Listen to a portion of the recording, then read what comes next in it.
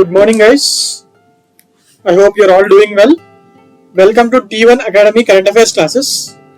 In today's Current Affairs classes, we will be discussing the topics which are in the news.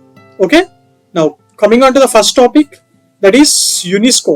UNESCO is an international organization of UNO. It is in news.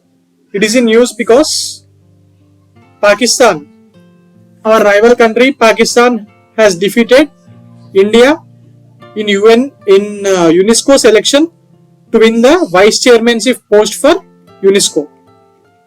UNESCO की elections జరిగాయి ఈ మధ్య UNESCO లోని vice chairmanship post కి జరిగిన elections లో Pakistan has defeated us. ఇండియాని ఓడిపేసి ఈ UNESCO లోని vice chairman post ని వాళ్ళు చేజిక్కించుకోవడం జరిగింది. ఓకే, నౌ దానికి సంబంధించిన ఇంపార్టెంట్ ఇన్ఫర్మేషన్ మనం ఈ రోజు తెలుసుకుందాం. Recently, Pakistan has secured a significant victory over India in the recent UNESCO Executive Board election for the post of Vice Chairmanship for the year 2023-25. ఇందులో ఈ ఎలక్షన్స్ లో గెలిచిన వాళ్ళు 2023 నుంచి 2025 వరకు యునెస్కో కి వైస్ చైర్మన్ గా ఉంటారు. Now representative from Islamabad heading this organization as the vice chairman. In this election, Pakistan candidate has received 38 votes while our candidate has received only 18 votes. There's a large difference of 20. Yes, it is a large difference. Basically, ఎప్పుడు UNESCO or UN bodies election జరిగినా Indian diplomats work very hard so that they ensure India is winning the election. But this time it is said that there was lack of preparation from the side of Indian diplomats.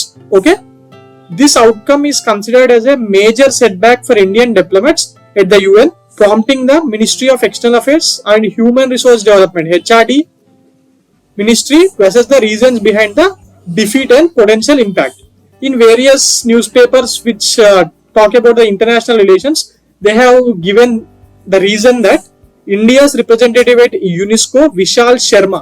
This Vishal Sharma is seen as a main reason for the defeat of India in the hands of Pakistan at this UNESCO election, because he is not a diplomat. Basically, he is the only political appointee.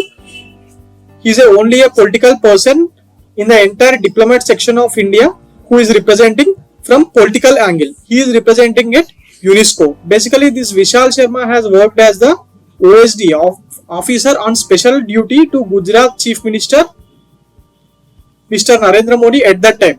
So after Mr. Modi becoming the Prime Minister, he has been appointed as the representative of India at UNESCO. And this man Vishal Sharma was seen as, it is said that he didn't prepare well. Basically, when the elections happen to this kind of prestigious body, it will be like there will be a huge lobbying from the diplomat side.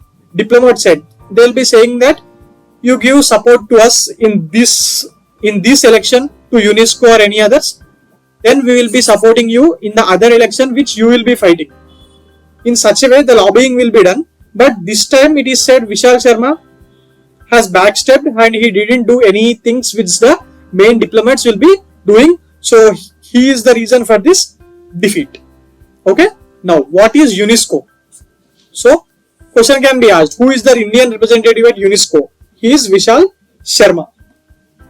And one more question can be asked, in an election to which organization Pakistan has defeated India or Pakistan has secured a victory over India and kuda adagachu, then it is an election for UNESCO's vice chairmanship. Okay, these 2 points are important. Now we will be knowing some details about UNESCO. Basic details. For what is UNESCO meant basically? Ante UNESCO is United Nations Educational, Scientific and Cultural Organization. In the abbreviation itself, you will be knowing, one will be knowing that for what reasons and what purposes UNESCO is working. So this is striving to foster global peace. This is trying to foster global peace like any other UN organization, but through its efforts in the field of education, sciences and culture.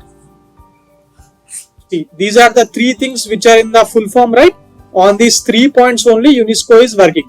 Basically, UNESCO will be working in the field of educational, scientific and cultural fields. You have to remember this point. One, abbreviation of UNESCO and in which fields UNESCO will be working. Okay, now when was UNESCO founded? It was founded in 1948. It has member nations and some associate member nations also. Yeah, I have written it here. It has 194 member states and 12 associated members. Basically, if there is any country which has United Nations membership, automatically that nation will get the membership of UNESCO until and unless they have been prohibited from UNESCO or they itself will be going out of UNESCO. That will be the only reason it will be not having the membership in UNESCO, even if they are having the membership in UNO. But there are some member states, UNESCO member states, which are not the UN members itself. Even though they are not the UN members, they can be the members of UNESCO. There are 3 nations like that. They are Cook Islands, Niue, and Palestine. Yes, Palestine is not recognized by UNO as a country, but it is a UNESCO member state, right? And there are also 2 UN member states which are countries, and even though they are not the members of UNESCO, they are Israel and Liechtenstein. These are not the UNESCO members. Question can be asked, which among the following countries is not the member of UNESCO? Then the answer is Israel. One is Israel and the other is Liechtenstein. Okay, this is an European nation. And one more thing to be remembered, during the era of Trump, even America, USA has come out of UNESCO in support of Israel, and also saying about that funding issues which American government is giving to USO, and the amount of వాళ్ళకి కావాల్సినంత ప్రాధాన్యం రావట్లేదు, వాళ్ళంతా fund ఇచ్చినా and Israel విషయంలో పట్టింపులకు పోయి వాళ్ళందరూ నుంచి బయటకు రావడం జరిగింది. But during the regime of Biden, the USO once again joined into the UNESCO. Okay, so guys, UNESCO is important. UNESCO, there are some important reports which UNESCO publishes. What are those reports? Ante Global Education Monitoring Report. Yes, automatically when UNESCO is topic, the main things UNESCO speaks about are education, scientific and cultural aspects. So automatically when there is an report related to education, there is a high end of chance that those report will be given by UNESCO, right? And the other one is United Nations World Water Development Report. Yes, World Trends in Freedom of Expression and Media Development, Global Ocean Science Report, Sciences. This word also, when you see the word of sciences, there can be high number of chances that this is the report given by UNESCO. These are the 4 reports, important reports which are given by UNESCO. Among them, this Global Education Monitoring Report is very important. Okay, right.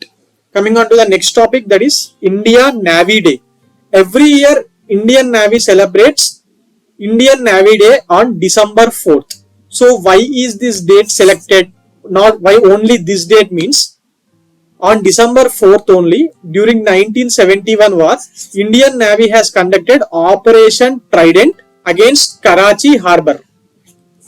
With the Operation Trident, Indian Navy at that time on 1971 December 4th has blocked the entire Karachi port and also the Pakistan Navy, so that no Navy support from Western Pakistan will be going to Eastern Pakistan. Yes, in 1971 there were 2 sides. Pakistan is on 2 sides of India. One is at present Pakistan, other one is present Bangladesh. If with mission of Operation Trident, Indian Navy has blocked the port. There was only one existing port to Pakistan at that time in 1971, that was Karachi. So because of this blockade, there was no army supplies or food supplies to Bangladesh. This was one of the major reasons that Pakistan army in the eastern Pakistan వాళ్ళు లొంగిపోవడానికి ఇది ఒక major reason. Okay, మరి Indian navy day, for every year they conduct Indian navy day on December 4th, and also every year they will be having a separate theme, right? So what is the theme for this year? Ante the theme for this year is operational efficiency, readiness and mission accomplishment in the maritime domain. These themes are very important, guys. The question can be before last 5 to 6 years during 2008-16 group 2. The question was used to be asked like this. The question was, Indian Navy Day was celebrated on which day? They used to give those options: December 1st, 2nd, 3rd, 4th. But nowadays in one question only they are giving multiple options or multiple statements and asking the answers. So you have to remember this theme also. Okay, right. Now coming on to the next topic, ATP rankings, men's tennis rankings. Novak Djokovic ends year at number 1 for the record 8th time. In the year-end rankings of ATP rankings, Mr. Serbian tennis player Novak Djokovic has become number 1 for the 8th time. This is the record. Even before, the record was on his name only for the 7th time. Now he has extended that record to 8th year. Okay. This year, why was he number 1? Because he has won 3 Grand Slam titles out of 4. Only Wimbledon was won by other player called Carlos Alcaraz. He is from Spain. Even in that, he has defeated this Novak Djokovic in the final. So it says that Novak Djokovic has played all the 4 finals this year in the Grand Slam and won Australian Open, French Open and US Open, but was defeated in Wimbledon. Okay, and he also won the ATP final titles which was held in Turin last week. He has won this for the 8th time. Okay, this slide is important because of these ATP rankings. You have to remember this. Djokovic is in the first place and the second place is Carlos Alcaraz from Spain. And in WTA rankings, Women Tennis Association rankings, first rank was given to, is held by Iga Swiatek of Poland. She is a Poland player. And second is Ariana Sabalenka from Belarus. Why did I say that these players belong to Poland and Belarus and Djokovic is from Serbia? Because last time in Tamil Nadu State Public Service examinations, they have asked this question. They have said that French Open this year has won by, in the 4th statement they are given that French Open women's singles title has been won by Iga Swiatek. And they have also said that, given in the option they have said that she is from Belarus. Is it right or wrong? Is it the right statement or the wrong statement? But the answer was Poland. Many of the students got confused because generally not many people watch tennis in India. They will be just mugging up from the current affair booklets or from newspapers who has won the title. So to make the question more hard or more tough, in Tamil Nadu Public Service Commission examination, they have asked this. Iga Swiatek belong to Poland. So that is the reason I have said that she is from Poland, she is from Belarus, and Carlos Alcaraz is from Spain, and even Djokovic is from Serbia. Okay. Now coming on to the other topic, that is GRSC, that is Garden Reach Shipbuilders delivers India's largest survey vessel INS Sandhyak to Indian Navy. This INS Sandhyak is the largest survey vessel of India.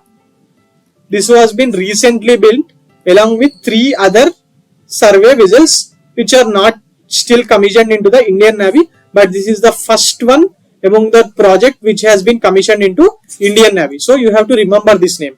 One, the name of the ship, it's Sandhyak, and also who has built this. To increase the maritime capabilities of Indian Navy, Garden Reach Shipbuilders and Engineers, GRSC, Garden Reach Shipbuilders and Engineers Limited, has delivered the largest ever survey vessel built in the country. It is indigenously built. 80% of the materials used in this INS Sandhyak were indigenously built. Okay, the remaining 20% were exported from other countries. Okay, and now this contract of 4 SVL ships. What is this SVL ships? As we have said here, SVL ante survey vessel ships. This survey vessel large ships were given to GRSC by Ministry of Defence, because Defence Ministry is responsible for all those military related activities. They have given this agreement contract to GRSC. GRSC is very famous with the Kolkata one and also Madhyav Dock of Goa. Okay, right. So what is the primary role of this Sandhyak in Indian Navy? It will conduct full-scale coastal and deep water hydrographic survey of port or harbor it approaches and will determine the navigation channel and routes. And also, EEZs would take the exclusive economic zone. For example, this is the Indian map. Think this is an Indian map. The limit exclusive economic zone in this area. In this area, only India has the exclusive ownership, right? దానికి సంబంధించిన విషయాల మీద కూడా the zone of operation of Sandhyak includes the maritime limits up to the EEZ and the continental shelf. Okay. Now this vessel or this ship not only operates for defense purposes but also for the civilian purposes. I have already said there are 3 other survey vessel ships which are built under this project, the same project in which Sandhyak was built. They are Nirdeshak, Ikshak and Sanshodhak. So, but these 3 are still not commissioned into the Indian Navy. Only Sandhyak has been commissioned. Okay, you have to remember this name as Sandhyak, and it has been built by GRSE, and this project was given by, to GRSE by Ministry of Defence, and it is the India's largest survey vessel. Okay, these are the 3 points to be remembered in this. Coming on to the next topic, that is United Nations Organization World Soil Day. This UNO celebrates World Soil Day. UNO observes World Soil Day every year on December 5th. See, in December there are many important days. One is December 1st, World AIDS Day. Now World Soil Day, December 5th, and something on December 2nd also there is one important day. So in December there are 4 to 5 important days which are very important, which are being organized or observed by UNO. So the question can be asked from December. Try to remember this World Soil Day. So for every day there will be one theme in that year. The theme changes every year. So for the World Soil Day, what is the theme for 2023 means? It is soil and water, a source of life. This is the theme. Soil and water, a source of life. This is 2023 యొక్క World Soil Day యొక్క theme, right? Now, so why is this World Soil Day celebrated every year? There must be a reason, right? UNO celebrates this World Soil Day to create awareness about the importance of healthy soil and to advocate the sustainable management of soil resources. This reason toni to create awareness among the people or farmers about the importance of the healthy soil. ఈ soil ని ఖరాబ్ చేయకుండా చాలా మంచిగా ఉంచడానికి ఒక awareness create చేయడానికి world soil day ని యుఎన్ఓ వాళ్ళు ప్రతి ఇయర్ సెలబ్రేట్ చేస్తున్నారు. ఇది థీమ్ మనం ఆల్రెడీ మాట్లాడుకున్నాం. This is the 10th time UNO been celebrated. That means this World Soil Day has started in 2014. Okay. Now soil day గురించి మాట్లాడుకుంటున్నాం కాబట్టి ఆ సాయిల్ కి సంబంధించిన ఒక గవర్నమెంట్ స్కీమ్ ఉంది, దాని గురించి కూడా మనం మాట్లాడుకున్నాం. That is soil health card scheme which has been introduced in 2015 by Mr. Modi. So why అంటే దీంట్లో ఉన్న ఉపయోగాలు ఏంటంటే introduced in 2015 to issue soil health cards to all farmers. Farmers కి ఒక ల్యాండ్ ఉంటుంది, 1 ఎకరం 2 ఎకరాలు ఉన్న ల్యాండ్ ఉంటుంది కదా, ఆ ల్యాండ్ కి సంబంధించి ఈ సాయిల్ హెల్త్ కార్డ్ ఇచ్చి ఆ భూమి ఎలాంటిది, దాంట్లో ఎలాంటి పంటలు పండించాలి, ఇలాంటివన్నీ మంచి ల్యాండా, అక్కడ సాయిల్ గట్టిగా ఉందా, ఇలాంటి రీజన్స్ అన్ని ఆ సాయిల్ హెల్త్ కార్డ్ లో మెన్షన్ చేసేవారు. సో దట్ ఈ సాయిల్ హెల్త్ కార్డ్ చూపించినప్పుడు వీళ్ళకు లోన్ వచ్చే పాసిబిలిటీ బ్యాంక్స్ నుంచి ఈజీగా ఉండేది. Okay. And also recommendations on nutrient dosage for improving soil health and fertility. ఈ సాయిల్ దీంట్లో వీళ్ళు వచ్చి ఆ సాయిల్ ఎలా ఉందో తెలుసుకున్న తర్వాత దాన్ని బట్టి ఆ సాయిల్ ని ఇంకా ఇంప్రూవ్ చేయడానికి ఏమేమి న్యూట్రియంట్స్ అందులో వెయ్యాలి అనేది తెలియజేసేవాళ్ళు గవర్నమెంట్ అఫీషియల్స్ వచ్చి. Okay. Now see this 2015 is declared as International Year of Soils. International Year of Millets is 2023. We have already discussed in the class last week. Now even International Year of Soils is also important, that is 2015, because we have been discussing about the World Soil Day. Then the year which is mentioned about the soil by UNO is also very important. 2015 is International Year of Soils. 2023 is International Year of Millets. Both were observed or given by UNO itself. Now మనము millets soils గురించి మాట్లాడుకుంటున్నాం అంటే ఇది agriculture గురించి. So agriculture యొక్క organisation ఉంది కదా, food and agricultural organisation of this is the organisation of UNO. దానికి సంబంధించి కూడా బేసిక్ డీటెయిల్స్ తెలుసుకున్నాం. The present director general of FAO is Kyudongyo. Headquarter is Rome, Italy, and it has been founded in 1945. Maximum organizations of UNO are founded in 1945 itself, because the UNO itself is founded in 1945. Okay, right. Now, coming on to the next topic, China has launched MISR-SAT-2 satellite, which has been jointly developed with Egypt. So ఈ మధ్య China వాళ్ళ space agency ఉంది కదా, అది joint operations కూడా చేస్తుంది వేరే వాళ్ళతోని. అందులో భాగంగా MISR-SAT-2 శాటిలైట్ ని వాళ్ళు ఈజిప్ట్ కంట్రీతోని కలిపి జాయింట్ గా డెవలప్ చేయడం జరిగింది. Even ISRO does this with European space agency, sometimes with NASA, sometimes with Russian space agency, even sometimes with Japan. ఇలా చాలా కంట్రీస్ తో చేస్తుంది. But recently China also started doing that. This MISR-SAT-2 is a satellite which has been jointly developed with Egypt by China. So the question can be asked. ప్రతిసారి ISRO questions వస్తున్నాయి that everyone is studying. If the examiner wanted to make the question tough, then he can ask the satellite or vehicle launches of other countries also.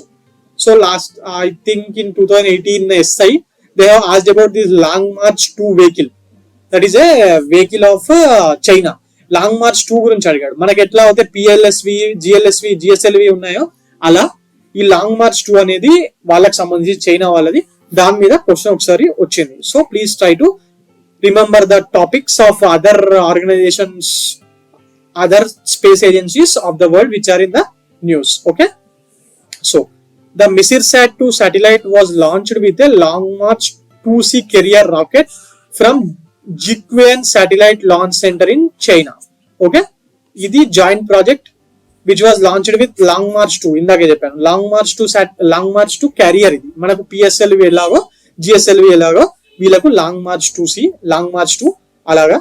So దీన్ని జిక్వియన్ satellite centre లో ఉన్న చైనాలో దీన్ని launch చేయడం జరిగింది. Basically this MISR-SAT-2 is a optical remote sensing satellite. It is a optical remote sensing satellite.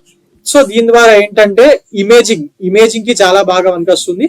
అక్కడెక్కడో పైన పెట్టి మన వాళ్ళ కంట్రీస్ లో లేదా ప్రపంచవ్యాప్తంగా ఏం జరుగుతున్నాయో అక్కడ ఒక కెమెరా లెన్స్ అనేది చాలా మంచిది ఫిక్స్ చేస్తారు. So that they will be knowing what is happening అనేది తెలుసుకోవడానికి ఈ ఆప్టికల్ రిమోట్ సెన్సింగ్ శాటిలైట్ ని వీళ్ళు వాడడం జరుగుతుంది. This was jointly developed by Egyptian space agency and China national space agency. Okay, when China and Egypt work together, automatically their space agencies only will be developing this, right? So మనం MISR-SAT-2 satellite ఒక basic details ఇంత అవసరం లేదు, ఇది ఏం అవసరం లేదు. Basic గా మనం తెలుసుకోవాల్సింది ఏంటంటే, this point is important. The development of MISR-SAT-2 is a landmark project between China and Egypt under the BRI initiative. Belt Road initiative ఉంది కదా, దాంట్లో భాగంగానే ఈ శాటిలైట్ ని లాంచ్ చేయడం జరిగింది. So question can be asked like this: MISR-SAT-2 satellite is a joint initiative between which of the following countries? India and Egypt, India and Japan, India and China, China and Egypt. So the answer is China and Egypt, right? Now coming on to the some basic facts. China గురించి మాట్లాడుకున్నప్పుడు China వాళ్ళ premier is now even called king also. There king or tsar అనరు, అంటే real గా అనరు, but the world calls him like that. Is a king of China or a tsar of China, but he in China he is called as premier. This is Xi Jinping. Capital is Beijing. Their currency is renminbi. This is important, guys. Maybe in 2018 అనుకుంటా, 2018 or 2014 UPSC prelims లో దీని మీద question వచ్చింది. అప్పటి వరకు అందరూ yuan ని మాత్రమే వాళ్ళ కరెన్సీగా గుర్తుపెట్టుకునే వాళ్ళు. ఈ రెన్మిన్బి అనేది యువాన్ కి ఇంకొక పేరు. అప్పుడు రెన్మిన్బి అని చెప్పి యువాన్ ఇవ్వకుండా రెన్మిన్బి అని ఇచ్చి క్వశ్చన్ అడిగాడు. Lot of peoples who are even preparing for UPSC has got confused. So try to remember this currency name of China, that is renminbi. Now Egypt's president is Abdel Fattah el-Sisi, very famous one in Africa. Capital is Cairo. Currency is Egyptian pound. These are important. Okay. Among all this, these two currency renminbi is important, and the president of Egypt, this name was already asked in the examination of TSPSC in maybe in I don't remember in which exam, but this can be again asked. Can be asked again. Okay, right. Now coming on to the next topic, that is Alok Sharma. Alok Sharma has been recently appointed as the SPG chief. SPG ఉంటుంది కదా, NSG తర్వాత SPG వాళ్ళు higher protection ఇస్తూ ఉంటారు VIPs కి special protection group ఇది. దానికి chief గా ఈ అలోక్ శర్మని అపాయింట్ చేయడం జరిగింది. He is a senior IPS officer. ఈయన చీఫ్ కాకముందు additional director general of SPG గా వర్క్ చేస్తుండేవాడు. So this is SPG is the elite security unit responsible for the security of the prime minister and other VIPs. Yes, so these kind of higher level appointments will be looked over by the appointments committee of the cabinet. ఇందులో important points ఏంటంటే who has been recently appointed as the chief of SPG, Alok Sharma. 1, it will be looking after the responsibilities of whose protection అంటే VVIPs.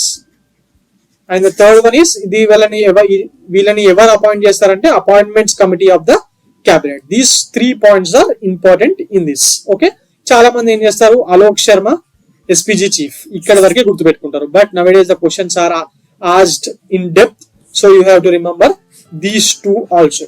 This SPG is the elite security unit responsible for the security of VVIPs like prime minister. And దీన్ని appoint చేసేది ఏంటంటే ఎవరంటే appointments committee of the cabinet. Now coming on to the MCQs. ఈ మధ్య elections జరిగాయి కాబట్టి ఆ elections మీద కొన్ని ఎంసీక్యూస్ మనం ఈరోజు డిస్కస్ చేసుకుందాం. Okay, with respect to the voting rights in India, who among the following can electronically transmitted postal ballot papers? ఈ పోస్టల్ బ్యాలెట్ అని మొన్న ఇప్పుడు తెలంగాణ ఎలక్షన్స్ మొన్ననే జరిగాయి. ఫస్ట్ 8 o'clock ఓటింగ్ స్టార్ట్ కాగానే పోస్టల్ బ్యాలెట్స్ లెక్కింపుల్లో భాగంగా ముందంజలో ఉన్న కాంగ్రెస్ అని చెప్పి న్యూస్ వచ్చింది అన్ని ఛానల్స్ లో. అసలు ఈ పోస్టల్ బ్యాలెట్ అంటే ఏంటనేది చాలా మందికి తెలీదు, రైట్? ఇవి కూడా అంటే అక్కడ లోకల్లో లేని గవర్నమెంట్ ఎంప్లాయీస్ ఉంటారు కదా, లేకపోతే ఆర్మీలో, నేవీలో, ఎయిర్ ఫోర్స్ లో పనిచేసే వాళ్ళు, లేకపోతే గవర్నమెంట్ ఆఫ్ ఇండియా ఎంప్లాయీస్, వాళ్ళెవ్వరికి ఈ స్టేట్ లో ఉంటుంది కానీ వాళ్ళు out of the state work చేస్తూ ఉంటారు, or out of the country work చేస్తూ ఉంటారు. అప్పుడు ఏం చేస్తారు, వాళ్ళు కూడా ఓటేయాలి కదా. అలాంటి వాళ్ళకు ఈ పోస్టల్ బ్యాలెట్ అనేది ఇవ్వడం జరుగుతుంది. అలాగే ఎలక్షన్ విధుల్లో ఉన్న ఆఫీసర్స్ ఉంటారు కదా, వాళ్ళందరికీ పోస్టల్ బ్యాలెట్ ఇచ్చి ముందే ఎలక్షన్స్ కన్నా ముందు రోజు 2 రోజుల ముందు వాళ్ళని ఓట్ చేయమని చెప్తారు. ఓకే, మరి దీంట్లో options are member of arm forces, those employed under the government of India in the post outside India, అంటే high commissioners, Indian high commissioners London లో, యుఎస్ లో ఇలా పనిచేస్తూ ఉంటారు కదా, లేకపోతే యునెస్కో మిషన్స్ లో ఇండియా నుంచి ఉండే వాళ్ళు, వీళ్ళందరికీ వేసే అవకాశం దీని ద్వారా ఉంటుంది. And option 3, people under preventive detention. Yes, preventive detention కింద ఉన్న వాళ్ళు కూడా పోస్టల్ బ్యాలెట్ ద్వారా ఓటు వేయచ్చు. ఎందుకంటే వీళ్ళు ఏదో కోర్టులో శిక్ష పడ్డ ఖైదీలు కాదు, వీళ్ళు ప్రివెంటివ్ డిటెన్షన్ లో మాత్రమే ఉన్నారు. సో వీళ్ళకు కూడా ఇండియన్ ఎలక్షన్ యాక్ట్ 1961 ప్రకారం వీళ్ళకు కూడా ఓటేసే అవకాశం ఎలక్షన్ కమిషన్ వాళ్ళు ఇవ్వడం జరుగుతుంది. సో ఫైనలీ పోస్టల్ బ్యాలెట్ కింద ఎవరెవరు ఓటేయచ్చు అంటే the members, people who are working in the arm forces like army, navy, air force, BSF ఇలా అన్నిట్లో వర్క్ చేసే వాళ్ళు, and those employed in the government of India in a post outside India, and election commission బాధ్యతలో ఉన్న వాళ్ళు, people under preventive detention, వీళ్ళు కూడా వేయచ్చు. మరి ఎవరు వేయకూడదు అంటే జైల్లో శిక్ష పడి అనుభవిస్తున్న ఖైదీలు వేయలేరు. Okay, now coming on to the next question, right to vote. Right to vote in India is a which right అని అడుగుతున్నాడు. Is it a fundamental right or legal right or constitutional right? ఇదేమన్నా fundamental రైటా? కాదు, this is not a fundamental right. ఇది కూడా యూపీఎస్సీలో ఒకసారి అడిగారు, చాలా మంది కన్ఫ్యూజ్ అయ్యారు. But it is a question basically as from NCERT, Indian polity NCERT 11th standard book లో దీని గురించి ఉంటుంది. So this is a constitutional right, it is not a fundamental right, it is a constitutional right. Okay, right. ఇదండి ఈరోజు current affairs. For more current affairs like this please visit T1 Academy. Thank you.